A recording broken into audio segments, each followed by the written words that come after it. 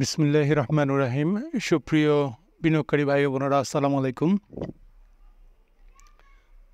গত 3 দিন হলো মার্কেট আপনারা অবজার্ভ করেছেন, মার্কেট সাইডওয়েজ যাচ্ছে। লেনদেন গতকালকের থেকে ভালো হয়েছে। আজকে 653 কোটি টাকা লেনদেন হয়েছে। একদিক দিয়ে ভালো। এই আপডাউনের মধ্যে দিয়ে বেশ কিছু শেয়ার ইনস্টিটিউট এবং যারা আরও ধীর স্থিরভাবে বিনিয়োগ করে তাদেরকে কি বলবো আমি, তাদেরকে অনেকে গ্যামলার বলে, অনেকে মামু বলে, যারাই হোক তারা কিছুটা কালেকশন করতেছে। এটা আপনারা একটু অবজার্ভ করলেই বুঝতে পারবেন। যাই হোক, আজকে টপ গেইনারের মধ্যে দেখেন Apex pen, Monospool, Apex Tannery, Sonali Life, Tamij Jet, Aftab Auto, Magura, BD Autocars, Zaheen Spin, SIPLC. আচ্ছা, যাই হোক, এই যে জাহিন স্পিন দেখেন, ভুল কোনো ইনভেস্টমেন্ট করে সেখানে আটকে যাওয়াটা মোটেই সমীচীন না। বিনিয়োগকারী ভাই বোনদেরকে বলতেছি যে কোনো কোম্পানিতে বিনিয়োগের আগে সেই কোম্পানি সম্পর্কে একটু ধারণা নিয়ে এরপরে বিনিয়োগ করবেন। জাহিন স্পিন এই কোম্পানিটা কিন্তু প্রোডাকশন বন্ধ আছে এবং বিগত কয়েক বছর হলো কোনো প্রকার লভ্যাংশ প্রদান করে নাই। অতএব এইসব কোম্পানিতে বিনিয়োগ না করাই ভালো। আর আমি মূলত জেট ক্যাটাগরিতে যেতেই চাই না, যেসব কোম্পানি তার বিনিয়োগকারীদেরকে কোনো প্রকার লভ্যাংশ দেয় না কিন্তু ব্যবসা প্রতিষ্ঠান পরিচালনা করে, সেই সবকে অ্যাভয়েড করে চলাই ভালো। নৈতিক দিক থেকেও আমি সেটা মনে করি। এই যে দেখেন, কিছুদিন আগে লিব্রা ইনফ্লেশনের এত আলোচনা হলো, কিছু বা কয়েকজন অ্যানালিস্ট পর্যায়ক্রমে এইটা 1000 পার হয়ে যাবে, 1200, 1500, 1800 হয়ে যাবে, দ্বিগুণ হয়ে যাবে। অথচ গতকালকেই না আজকেই মনে হয় বিএসসি কোয়েরি দেওয়ার পরে জানাইছে যে সেই কোম্পানিটা প্রোডাকশন বন্ধ আছে। তাহলে এতগুলো টাকা এখন বর্তমানে লিব্রা কত করে চলতেছে দেখেন, এখন 791। আজকে তো মনে হয় ব্যাপকভাবে তার দরপতন হয়েছে। হ্যাঁ, হয়েছে। তো এইসব কোম্পানিতে কারা বিনিয়োগ করে বা কারা উদ্বুদ্ধ করে সাধারণ বিনিয়োগকারীদেরকে এখানে বিনিয়োগ করতে? যাই হোক, আপনারা সবই বোঝেন। এইসব প্রতিষ্ঠানগুলো থেকে দূরে থাকবেন আশা করি। আজকে আমি বেশি কিছু আলোচনা করব না, শুধু আমরা কয়েকটা জিনিস দেখেন যে আরেকটা স্টক আমি আপনাদেরকে একটু দেখাতে চাই। সেটা মূলত এর আগে মনোস্পুলে দেখেন, আমি বিগত আমার 2টা ভিডিওতেই আমি এই শেয়ারটা নিয়ে আলোচনা করেছিলাম যে এটা ভালো কিছু হতে পারে। যাই হোক, আলহামদুলিল্লাহ আজকে মনোস্পুল হল্ট হয়েছে। তো এইখানে আমি যেটা দেখাতে চাই, এই 30 দিনে দেখেন, এই যে 30 দিনে মনোস্পুল 33% গেইনার হয়েছে। তো এক বছরে সে 39% দাম কমেছিল, এই 30 দিনে 33% তার দাম বেড়েছে। তো এই জিনিসগুলো যদি একটু খেয়াল করে আগানো যায়, আমার মনে হয় যে আমরা যারা লসে অনেক দিন ছিলাম বা সাধারণ বিনিয়োগকারী ভাই বোনেরা এটার থেকে অনেক উপকৃত হবে না। আমি সুনির্দিষ্টভাবে 2-1টা শেয়ার, এইসব শেয়ারগুলোতেই আলোচনা করতে চাই। আপনারা যদি আমার চ্যানেলটা সাবস্ক্রাইব করে আমার সঙ্গে থাকেন বা মাঝে মাঝে আমার আলোচনাগুলো শোনেন, আমার মনে হয় যে উপকৃত হবেন ইনশাল্লাহ। তো যাই হোক, আজকে আমি এই টেকনোড্রাগ শেয়ারটা নিয়ে আলোচনা করতে চাই। ইতিপূর্বেও আমি এটা নিয়ে আলোচনা করেছিলাম এই শেয়ারটা। দেখেন আজকে একটা ভালো ভলিউম করেছে, যদিও হিস্টোগ্রাম একটু হালকা ফ্যাকাশে হয়েছে।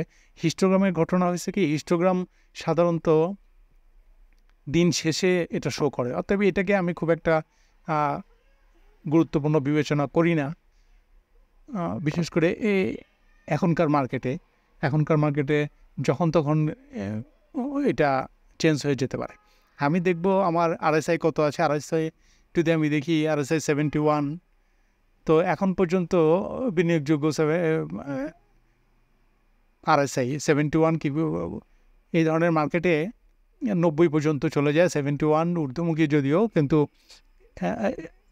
এটা দীর্ঘ একটা সময় আমরা যেহেতু ঊর্ধ্বমুখী কোনো বাজার দেখি নাই, এর জন্য হয়তো বা আমাদের কাছে মনে হতে পারে যে 70 বা 70 ক্রস করলে, RSI 70 ক্রস করলে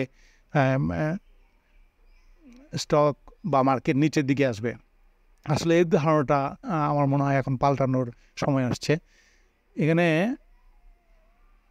এই স্টকটা এখানে দেখেন, যখন এই যে আমি এখানে কিছুটা ড্র করেছি, মুভিং অ্যাভারেজ 50, 20 আর 10, এইটা যখন এখানে ক্রস করেছে তখনই এটা ঊর্ধ্বমুখী যাওয়ার একটা প্রবণতা এখান থেকেই ক্রিয়েট হয়েছে।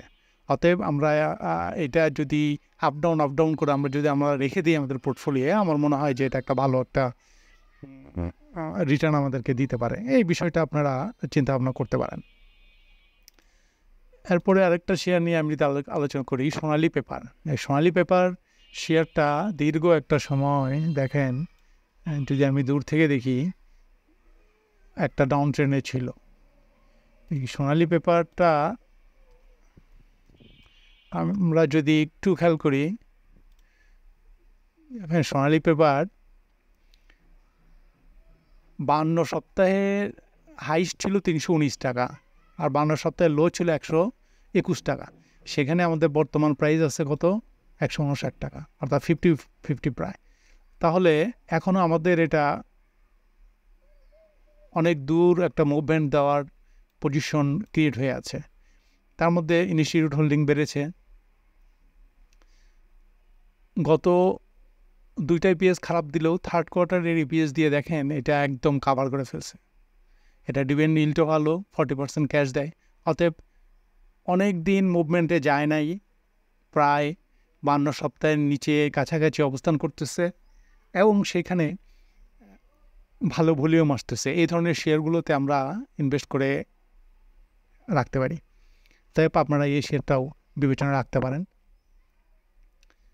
আরেকটু শেয়ার আমি যেটা আলোচনা করতে চাই, শেয়ারটা হলো আপনার বিএসসি। এটা যদিও মাইনাস 3 দিন হলো একটু নেগেটিভ কারেকশন দেখাচ্ছে। সে সর্বোচ্চ 91 পর্যন্ত, এই পর্যন্ত 89 পর্যন্ত আসতে পারে এই ধরনের শেয়ার। এটা এবারকার এটার EPS দেখেছেন আপনারা, যথেষ্ট ভালো EPS।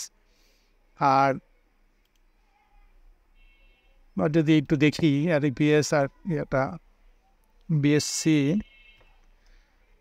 দেখেন,